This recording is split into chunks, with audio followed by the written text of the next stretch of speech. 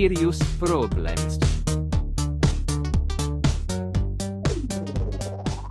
Right, Mika, what's your Skirious problem, mate? Mate, this is like actually the first time in the history of the podcast that we actually have a Skirious problem. And you just made like this whole little plan before the podcast and what we were gonna talk about. But I've already decided we're gonna throw that like out the window and we're not gonna follow that plan. Because our Skirious problem is called Nordic Combined, and we have the best guest possible to discuss Nordic Combined today. It's Annika Malacinski, US Nordic Combiner. Quite good on World Cup, not going to the Olympics though. So I think we should talk about some topics. Welcome, Annika. Thank you guys. I am actually so nervous because I do not know how you guys feel about Nordic Combined. It's so mixed. Like Mika will be talking shit one day, or he'll be like, yeah, Nordic Combined, like I used to do that. So I'm actually kind of scared, but we're gonna get through this. It's gonna be good. Nah, I think Mika secretly loves Nordic Combiners. He gives a bit of shit to them, but I think he actually loves them. I'm gonna be honest straight away. Like, you know what my hobby is? Hating on Nordic Combined, but that's just because I am a filled Nordic Combiner myself. And the thing is just, I fucking like, I love Nordic Combined. I can't help it. It's great. It's yeah, it's like lots of friends. There's lots of my friends are still competing in Nordic Combined. Then every now and then I say talk shit about the sport, but that's just who I am. No? And then it was also really fun because I actually just come from Vienna right now, where we did like this whole Olympic ceremony thing, meeting the president and stuff. And guess who I was rooming with, Jimmy? Don't know. Johannes Lamparter. That's hilarious.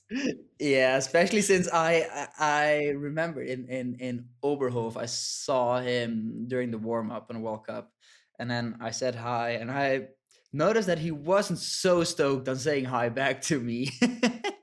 And then I told Jamie like, I think there might be a scenario in which he's not so pleased by this whole ski jumping scandal gate. Have you heard about this, Annika?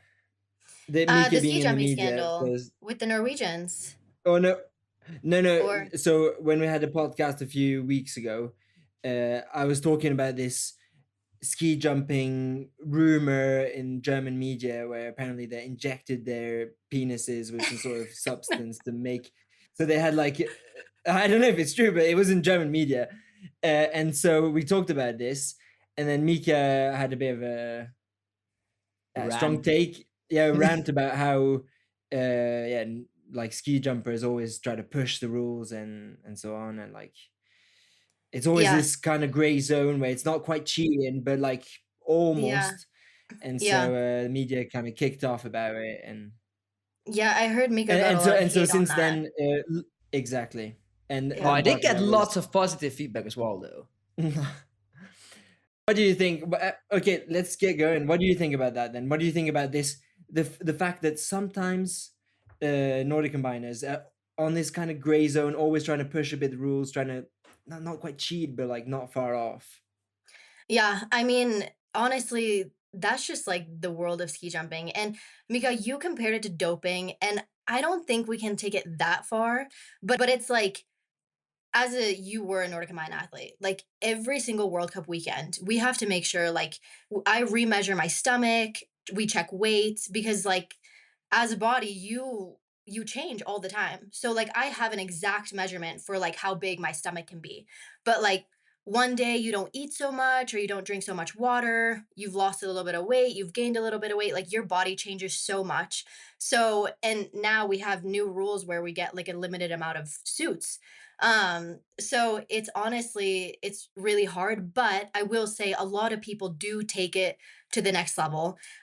Because a ski jumping suit, at least what I've learned being with the Norwegians, is if you have a good ski jumping suit, that can take you many meters further. And I remember the first Norwegian ski jumping suit that was like done very well on for my body.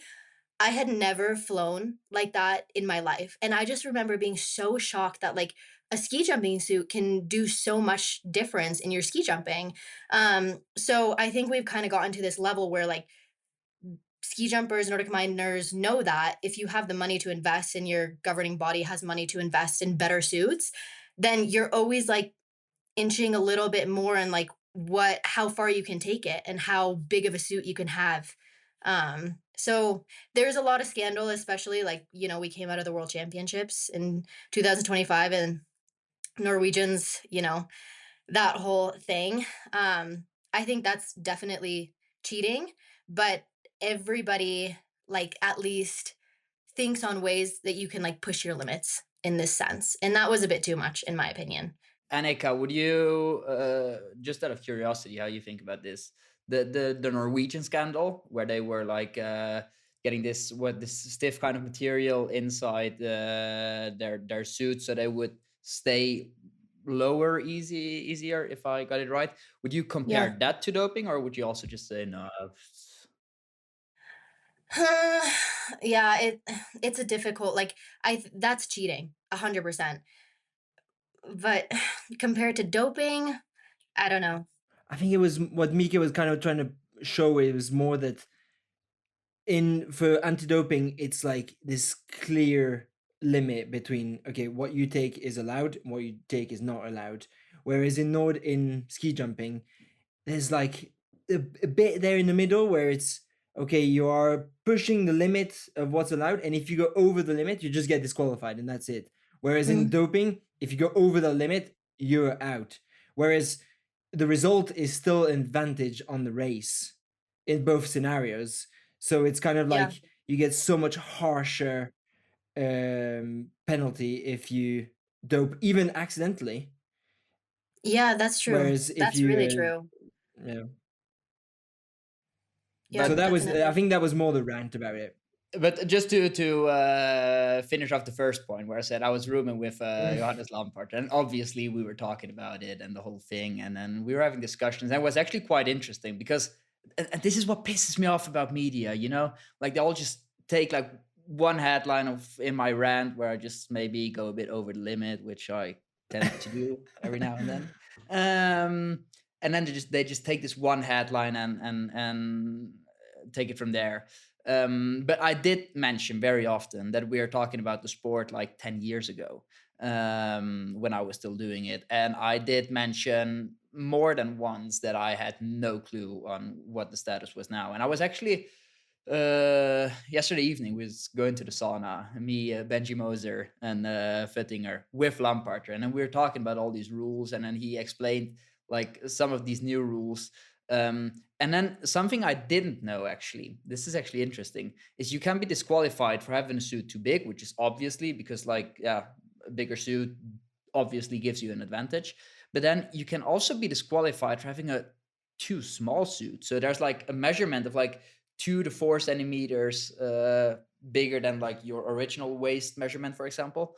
That's what the suit's allowed to have. But then if you're under 2 centimeter, that's like then you're disqualified as well. That's like apparently what happened to Stefan Kraft now when he got disqualified in Japan. He had apparently he did not have the man flu. He had the real flu, and he's just throwing up and having the shitters. And so he was just super skinny. Um, drank lots of water. Wait, but actually now this doesn't make sense because in that case he must have had a Oh too my big suit, gosh. right? I see. I'm just going on about stuff I have no clue about, but Right. I just heard some words in the sauna yesterday, and I wanted to sound smart now. Fuck it, will not sound smart. Let's talk about the IOC trying Yeah, to use sexism in order to pie off a whole sport. What do you think about that, Annika Malacinski? Oh my god, I got so many thoughts about this. And, like, honestly, these past couple weeks, I mean, my brother qualified for the Olympics. You guys qualified for the Olympics. Congrats on that. But it's like I feel so much joy for, like, the people that I know, and especially my brother and my teammates. But then, like, literally having to be left behind because if the women would have had that spot at the Olympics, like, I would be going. I am the second best American right now, and that just it's like you put in so much of this work and doing like two completely different sports, because I think at the end of the day, like, people realize how hard it is to do two completely different sports. Like, you guys focus on getting as many hours in training and like building your endurance. We have to do that plus like build the fast twitch muscles for ski jumping, and like getting the mental head right for ski jumping and knowing the technique and like balancing that those two completely different sports. It's like it's so badass.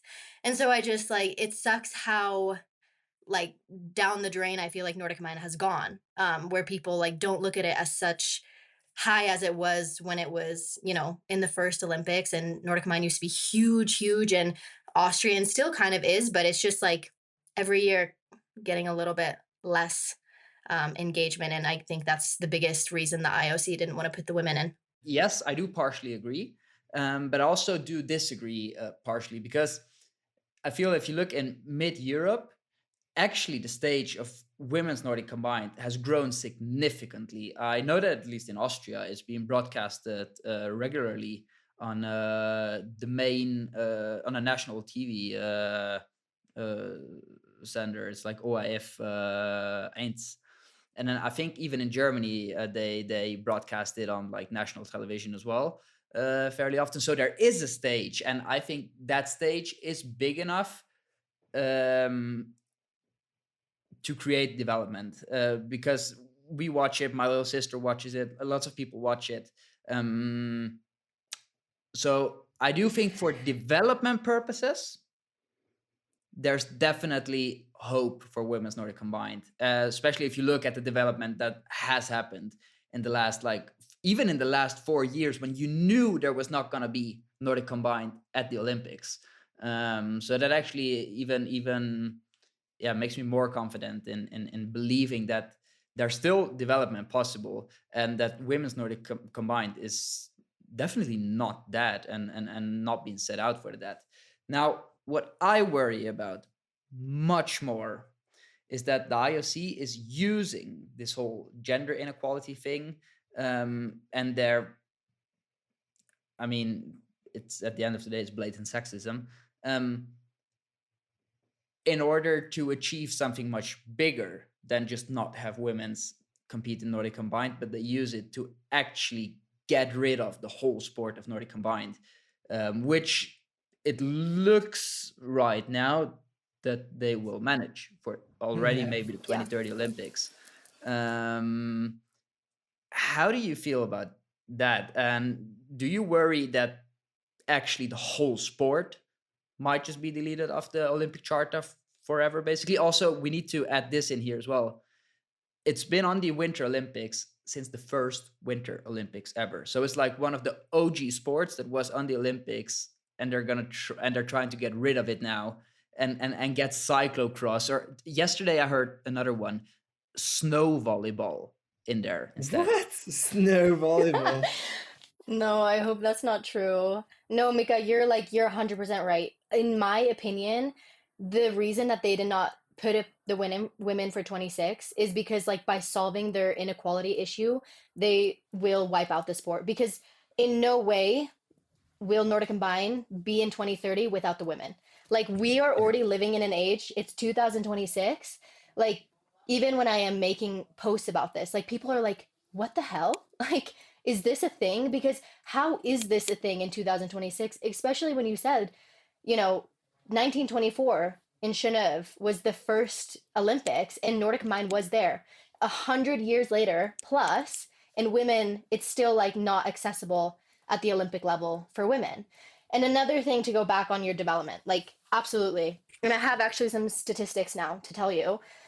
So currently, there's 220 licensed like Nordic Mind women from 22 nations, that are like in FIS basically, and in ski jumping women there's 434, and so already, like, we've made an insane amount of progress, like you said, from watching the first competitions to now.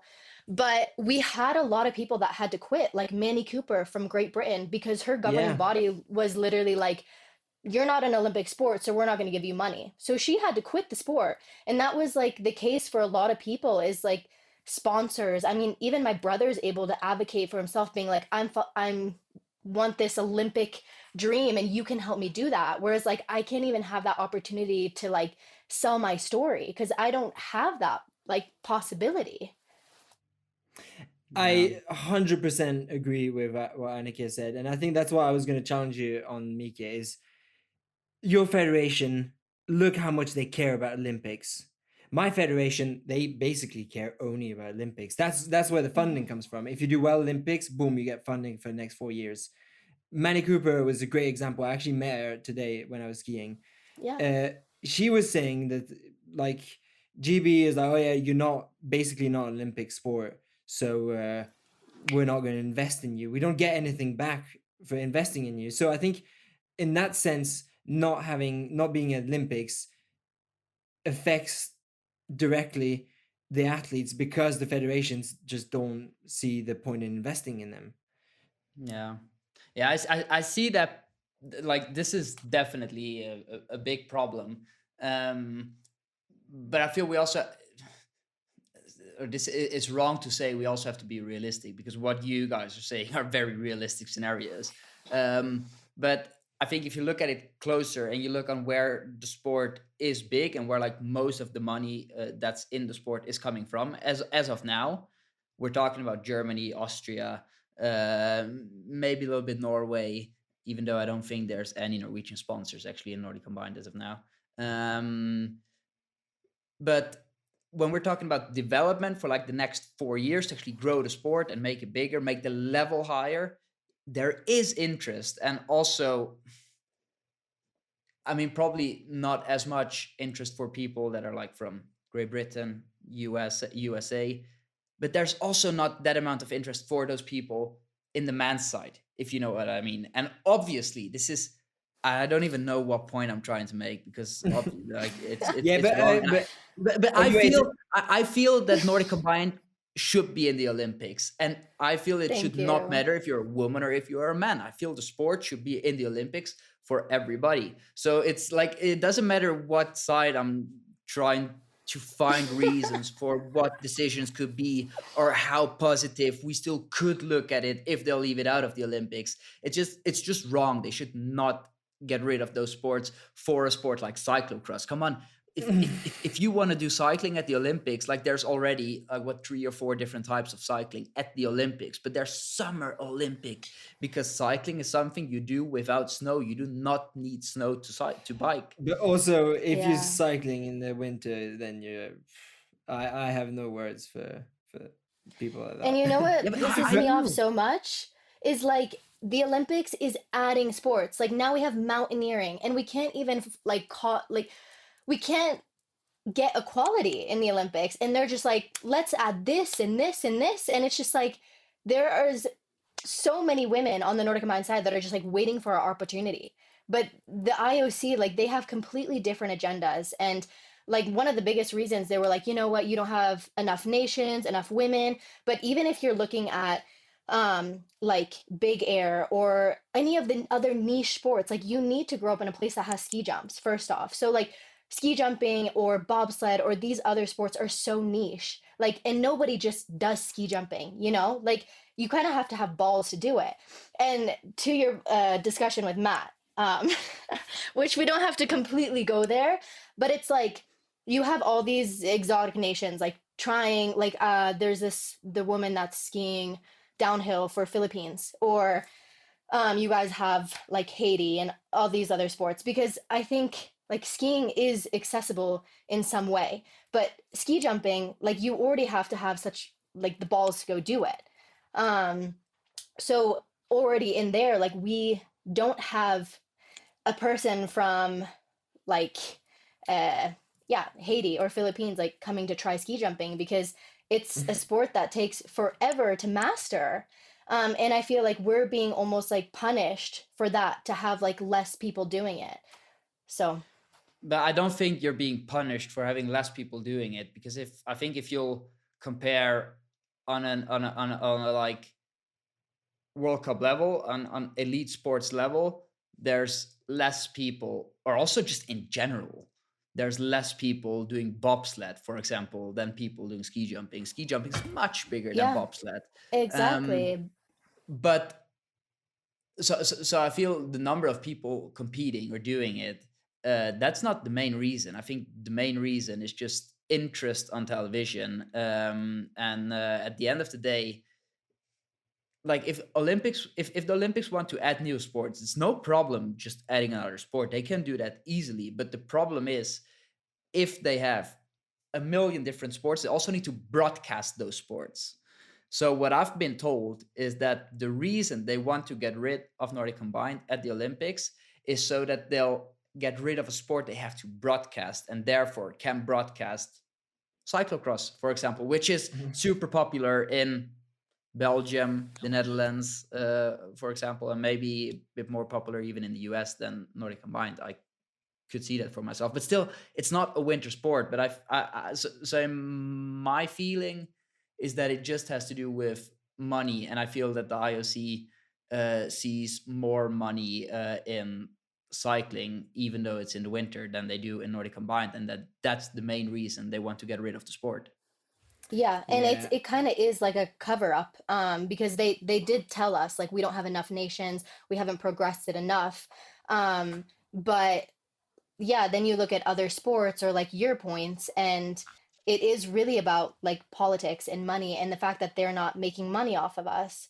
But I don't think it's also fair to compare our views with like downhill skiing, because like first off, you're putting our TV times in the most random ass spots. Like who's going to wake up at 2 in the morning to watch Nordic Combined?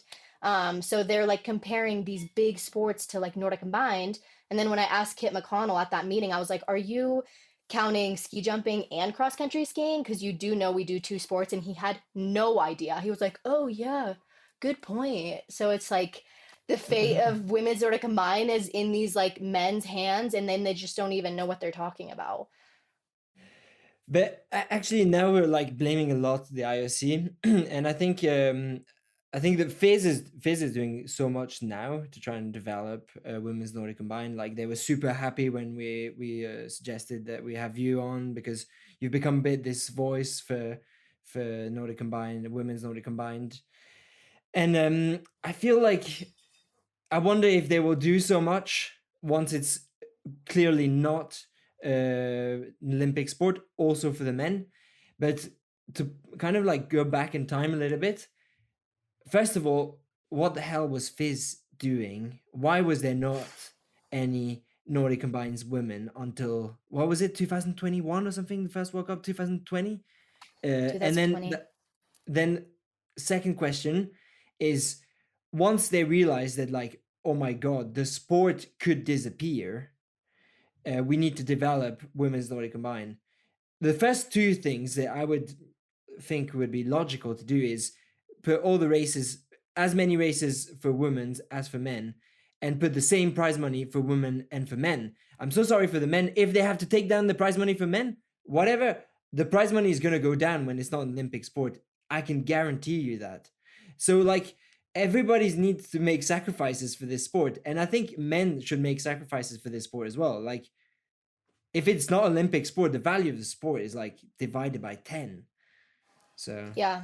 No, you definitely have a point. And I mean, I actually started ski jumping when I was 16. Like I didn't start like when you start when you're 6, 7, 8 years old. I was like led into the sport much later.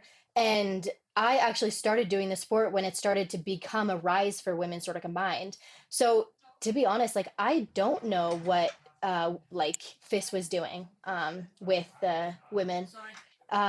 So it's interesting to like look back and think, what their agenda was, and then when it was denied for the Olympics, then then we had this huge push for women. So yeah, but I think it's at fault for sure.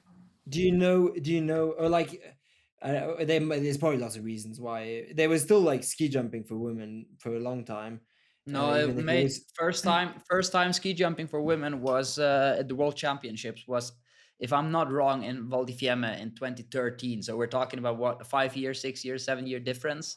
Sorry, one second. Um, Yes. TV. So it's Yes, not that big of a difference. 30 minutes. Yeah. Oh, sorry. My God. Everyone's on my case right now. She was like, "What are you doing in the office?" Sorry, like this is the only place that has Wi-Fi.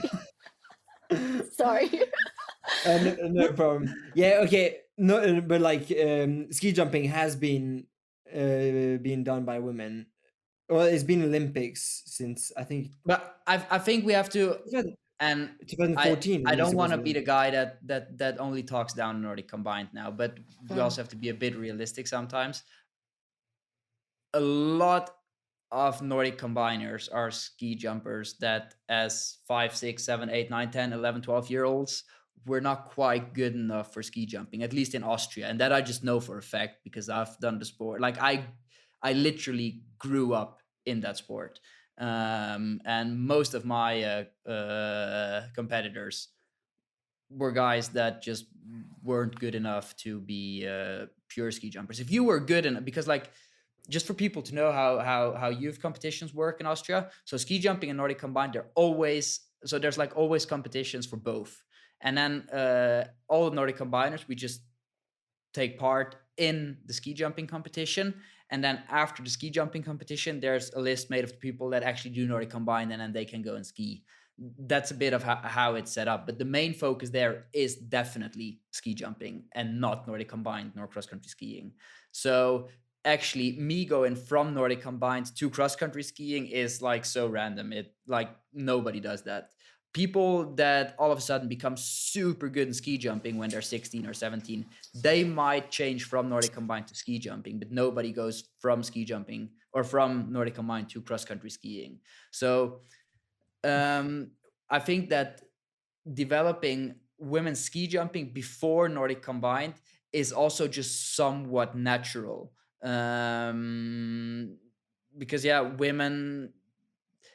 Annika, let's say you'd be good enough to win a medal in ski jumping. You'd probably be a ski jumper, right?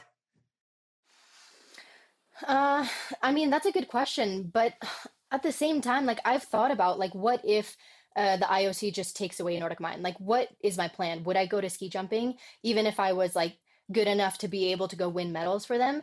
And to be honest, like I don't know because I love Nordic Combined. I love that, it's exhilarating to go ski jumping in the morning, and then you kind of have to like mentally prepare to be in a pain cave for that 5 kilometers and like being able to almost like master the two completely different sports. I think that's such a like cool skill to have. So to be honest, like I don't know, I love Nordic Combined. This is kind of the sport that I want to be in.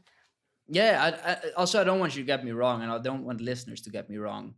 I think, like I said many times now, I think Nordic Combined is a great sport, but I just say naturally it's young ski jumpers that maybe aren't good enough for ski jumping, but have somewhat of a talent for cross country skiing as well that actually do Nordic combined. At least that's what the situation was when I grew up in the sport.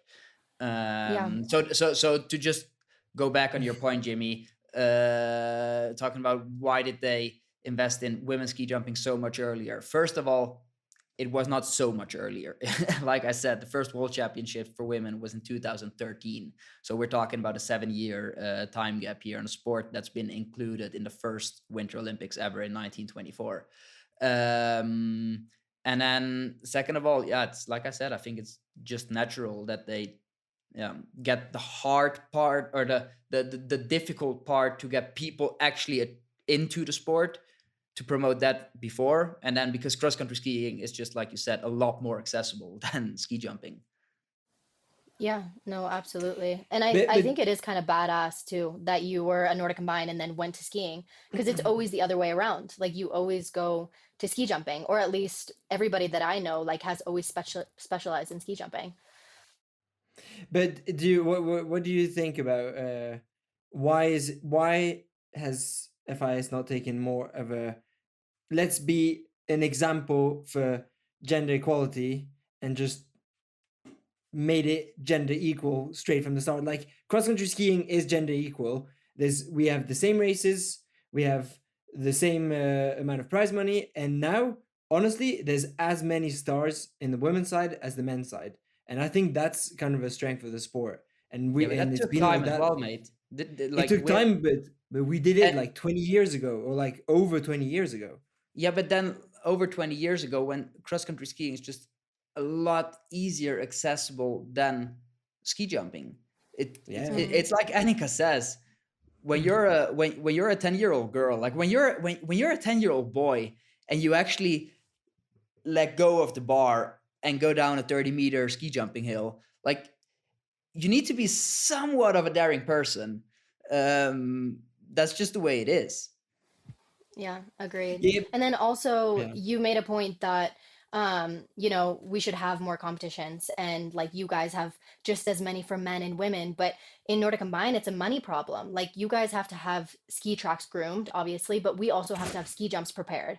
So it's like it's so much money to host a Nordic Combined World Cup. And so less venues want to start doing that. It's a big investment to make.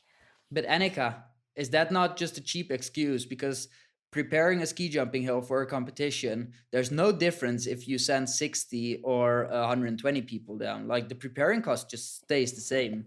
Yeah, I Um, know. I think it's the TV slots. Like, I agree. I think we should have like more competitions and then have every single competition that the men have.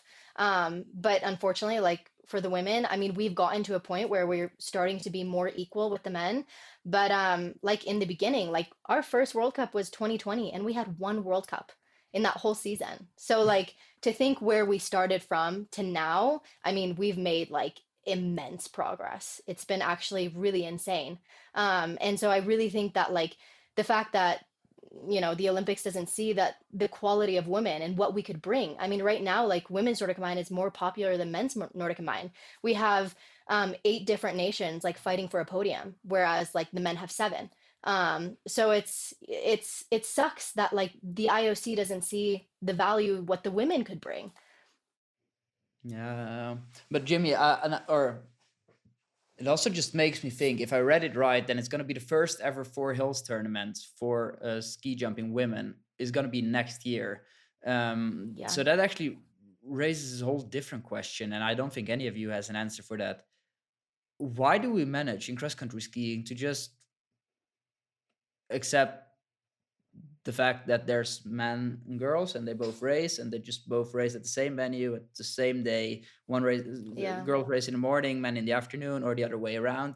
And we do that every weekend in every single competition, and it doesn't matter if it's OPA Cup, World Cup, or just some random national race. And then we have the sport which is hosted by the same World Federation, and there we're just like, you know what, they women could basically do the exact same as men because they're capable, but we're not going to do that. I mean, it's not even a decade ago that like women weren't allowed to ski fly because our like uterus was gonna fall out and our ovaries were going to explode. So like, you know, it's like Wait, was who this is saying these things? was this a study that was being done by this scientist that was starring in the Borat movie? Yeah, probably. Like it's like when you really think like who are these people that are like saying this stuff? That it's like women aren't able to do it because of like our bodies. It's like our And you know uterus is what the gonna wildest fall thing is? out. Because I come from a country where ski jumping is like traditionally huge, people love it. I know exactly who these people are, and I just see Really? I myself. want I names. see them say it. It's like, or I don't know like the exact person, but I do know like the type of people saying this, and then Yeah, you're just like, yeah, that's something these people would say. Yeah, yeah, that actually, yeah. yeah, I I can could see them picture it. Like saying I can picture what these people look like. I haven't seen them, but I just know they're Yeah. old and they're white. it. Not necessarily, not No? necessarily. That's actually a bit sad. No, no, no, not necessarily. Interesting. Yeah. Yeah, but what are we gonna do, Annika? How are we gonna go? Like, Yeah, let's find solutions. let's find a Mika, what the solution. hell? That's an Yeah, improvement. guys, can you help us, please? Like, this is huge because to be honest, like I binged this podcast. I don't listen to a lot of podcasts, but like one of my skis, my longer skis, like I was super behind. I'm not even kidding you, like 6 hours straight. I went from skiing to the bath, then to like Mhm. listening to it while making dinner. And I was like, it was on repeat. And you know, sometimes you talk a little too slow, so I had to have it on like 1.5 so you know we can get through it fast. But I think this is like first off such an amazing platform to talk about this. And I was saying this today as well. I was like, I hope that I don't have like people like coming in with like death threats to me now, like hate, because I feel like I feel for some reason like getting on this podcast and talking about women's Nordic mind and like the rightful place of being in the Olympics, I feel like I'm just gonna get now tons of hate DMs, or I don't know, we'll see. Nah, Nah. actually, I think that the average listener of Skirious Problems really hates the IOC for the fact that there's no women's Nordic combined. Oh, is Yeah, I that agree. so? Well, now they will Honestly, at least. the average listener of Skirious Problem is an absolute legend. Yeah, That is actually a definitely fact. true. So Yeah, yeah, I yeah. think you're I good. Everybody's gonna love you. but Yeah, I hope so. now we've been saucing enough about how great this podcast is.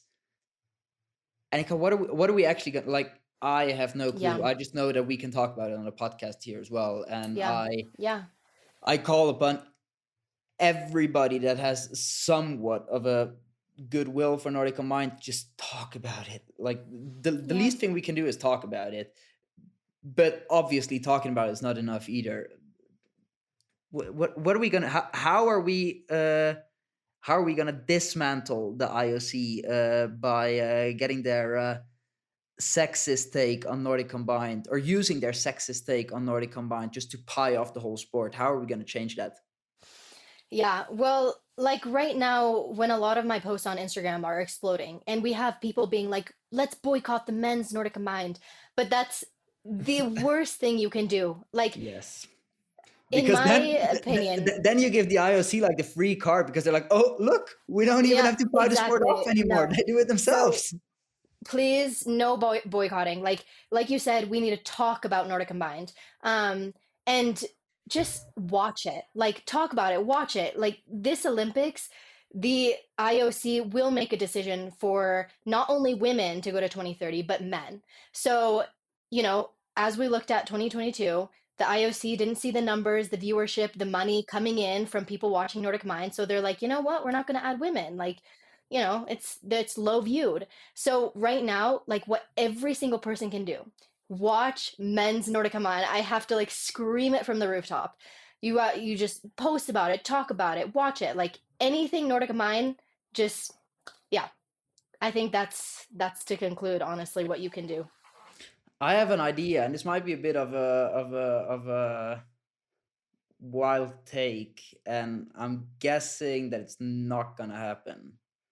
But as you were saying, Jimmy, like also the men have to sacrifice here now, because it's not about gender equality. It's about saving the sport Yeah. now. It's like the whole No, sport's it being fight is. off. Yeah. What if in every Nordic combined competition, like we're going on about TV slots, TV time, everybody's just going to start 1 minute later than they actually should. So the start is nobody moves for a minute, and then they just collectively agree on the fact that instead of being 1 minute and 2 seconds behind, I'm gonna be 2 minutes and 2 seconds behind, because number one is gonna start at 1:00. Wait, what is this going to solve? Like the It's gonna TV bring time? attention. It's gonna bring attention. Oh. Well, I know at least like for Seefeld, we had this movement, the no exceptions with the X on our polls. So at least in Seefeld, the women are going to do it again before going into the Olympics. And I'm hoping that the men do it. Like, I just wish that more men would talk about this because it's not just the women at this point. Like, it is the sport, like you said. Yeah. So, and also, if you guys have any ideas on how I can go to the Olympics, like supporting my brother, supporting the sport, like coming in with respect, but also like what do I do to raise attention? Like, do I have posters or I any have ideas? a real good idea on how you can raise attention, but actually for this one time we're trying to not be this sexist niche podcast, so actually I'm Mm, not gonna say it. I think our imagination is probably worse than what Yeah, you were gonna suggest. yeah. Yeah. No, but yeah, I don't know. But I don't know. That's the one thing I could just think of before. It's like if the man just take a collective stand to just wait a minute at the start line, because it is powerful when there's a start beep and nobody goes. Um, and it's Yeah, Do you like think not people a would get boycott, disqualified? huh? they Isn't that cannot like They cannot disqualification? disqualify you for being too late at your start. How should that work? or Hmm. yeah, I don't know actually. But anyway, there's definitely some like disobedience that's doable by the men, and I think there's a lot more that can be done as well. Like, yeah, I think Nordic Combined should be an example of gender equality to make it like reasonable for the IOC to accept the sport. And I And think that you means could also, as the sacrifices. IOC, just go ahead and be like, okay, we live in a world now which is so different from 50 years ago, 100 years ago, and we have so much equality now. And actually, like, and obviously, I'm a man, so it's probably easier talking for me about this, and I don't feel the same things you feel, obviously. But I feel like in our everyday life now, inequality, at least in Austria, Norway, especially Norway, is not really a thing anymore. And then the IOC could lead the way by saying, okay, you know what, this last thing, we're just going to close that as well. And then we're just like not sexist or no gender inequality in any sport anymore. I mean, Yeah. I really like think like what were they thinking? Because right now when the Olympics are posting like, hey, like most gender equal Olympics yet, it's just like such a spit in the face. Like How can you you say that had even? Like it's yeah. it's it's a Western institution. We're in 2026, and they're like, you know what? We're actually not really gender equal, but we'll just call it like we've never been this gender equal before. Yeah, Yeah, exactly. Yeah. it's actually insane. But anyway, Annika, we're gonna ask you the question that we ask all our guests. Since you're a listener of the podcast, you'll know what's coming. If you had one dream session to do with two people in one place, what would you do? Who would you take with you, and where would you go? This also took like 2 hours away from my sleep, like just thinking of like what I would answer to this question. But can it be like a couple sessions like mushed in, or does it have to be one? Solo una. Mika's Okay. just. Okay. If it's one, I say surfing in Sri Lanka Oh, with my best friend Daniela De Jori. She is on the Nordic Mind Italian national team. And then the second person was really hard for me to think of, but honestly, maybe Jessie Diggins. Like, she seems so cool. uh-huh. She's kind of like paving the way for USA and being successful in Nordic and whatnot. So I don't know if she serves, but I think we can get groovy with it. So I was I just think gonna that's my say that's answer. also actually one of the reasons where not somebody is like either that very close to being that or definitely not able to do the session. So this could actually be something that could actually happen at some point in time. Yeah. Maybe if she listens to the podcast, like I'm inviting her, let's go surfing. Yeah, that's a good one. I'm actually a bit jealous. I also want to go surfing in Sri Lanka. I went there last off season. Most insane surfing of my life. Like it's like Bali, but 20 years ago. It's like not overpopulated. There's not a lot of tourism. It's a beautiful island and surfing there, 10 out of 10. Okay, not bad, not bad. That's actually one of the good ones we've had, I think, so far. Good work. True. We're an hour in, but with all the recording issues, I guess we're rather more like 45 minutes in, but 45 minutes should actually be good to talk about Nordic Combined now. But this is definitely Yeah. not going to be the last time we've been talking about this issue here on the pod, and we're definitely going to Yeah. follow the IOC in their decision taking, and we're going to try to do what we can to influence that decision. People go and watch Nordic Combined, do it, because this time it's not about watching a sport you don't really care about, but this time it's actually about saving a sport that was in the Olympics since the first ever Winter Olympics. Yeah. Um, so people go do that. This is your #1 Nordic skiing podcast. Leave us a comment. Leave us a comment on what you think we should do or we could do to save Nordic Combined. And next time we'll hear each other, it might be from an undisclosed location somewhere in Italy. Definitely not from the Olympic Village, though. That's definitely not, because that's not allowed. So it will not be from the Olympic Village. No, that's not going to be from there. Annika, thanks so much for being here and speaking on Nordic Combined. And we wish you a lot of strength to watch the Olympics that you're not going to be taking part in. Thank you, guys. I love this podcast. You guys do an amazing job, and thanks for spreading awareness. Thanks. Skirious Problems. Peace out. Ciao.